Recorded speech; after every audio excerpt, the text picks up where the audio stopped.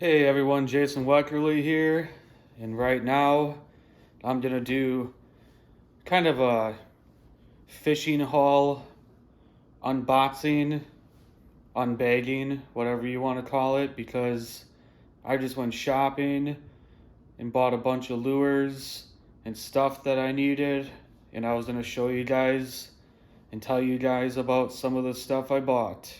So here we go. The first bag here is my Walmart bag, and I bought a bunch of crap for a bunch of different purposes. I saw these for sale right here, and this bluegill pattern Repellomix is one of my favorite.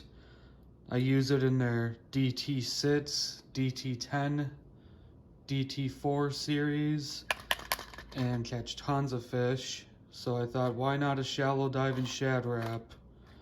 So I got 2 of those for about $4 on sale. And then I got 4 of these Strike King Midnight Specials. They have rattles in them, a big size 6 Colorado blade. This is for night fishing, largemouth bass, smallmouth bass. And I'm gonna give those a shot. I'm gonna throw a stinger hook on the back. A stinger hook is just an extra single hook, so you can make sure you hook more fish. I bought a bunch of size 6 bait holder eagle claw hooks for using Berkeley Gulp minnows on Wolf River rigs for walleyes and white bass. That's my favorite hook for holding a 2.5 and 3-inch gulp on. I got some trilene bait game, 12 pound. I like to use this on my bait casting reels or when I'm making Wolf River rigs, 3-way rigs. It's super strong. You get like 1,175 yards for $6. This line's been around forever, and this is good stuff, especially for the price. Then I got a bunch of 7-inch slip bobbers here for float fishing for catfish and for using suckers and large shiners for northern pike. Very good bobber for that too. But if you're using cut bait, chicken livers for catfish in the rivers, you can float those down the current breaks and the slack water areas, catch a lot of catfish. Now, I'll show you the Fleet Farm bag. Got a bunch of stuff in here. You guys might be thinking, what the hell do you have a baseball bat for? That's to keep people away from my fishing spots, make sure nobody gets unruly.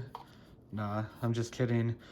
I got this because sometimes if I keep a pike or a walleye or even a big, like carp or sucker for cut bait, catfishing, you gotta knock those suckers out and put them out of their misery. But I got a couple black jitterbug lures. This is my favorite nighttime topwater for largemouth bass. But I always cut the hooks off with a wire cutter, and I put split reins on those holders and like Gamakatsu or Mustad treble hooks. That's because these hooks tend to get stuck in positions when the fish is jumping around, and the fish throws the lure out of its mouth a lot easier when these hooks get jammed up. Holy crap. Stupid baseball bat. But yeah, that's a good tip for you guys.